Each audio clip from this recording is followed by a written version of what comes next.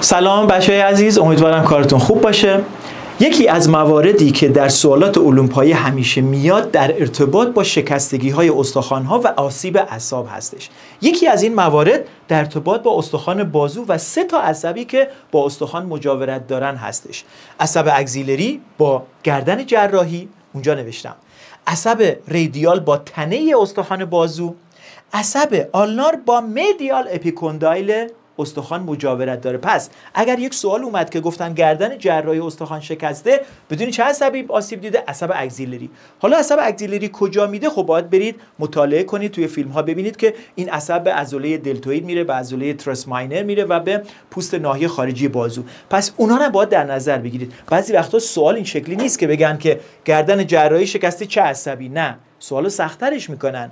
میگن گردن جراحی شکسته چه عضلاتی آسیب میبینن مختل میشه حرکتشون، یا سخت‌ترش میکنن چه حرکاتی مختل میشه. شما باید بدونی چه عصبی بوده گردن جراحی، میگیم خب اگزیلری. حالا این عصب چه عضلاتی رو داده، این عضلات چه عملی رو انجام میدن. پس سوالات علوم پایه الان رفته به سمت سوالات کلینیکال به این شکل. حالا عصب ریدیال، تنه استخوان بازو اگه بشکنه عصب ریدیال آسیب میبینه. عصب ریدیال که حالا عضلاتی رو در اکستنسور و پشت بازو عصب میده و باید برید مطالعه کنید ببینید که چجوری سوالاتی که میدن در واقع کامل اون عصب رو باید بشناسید که کجا رو عصب میده.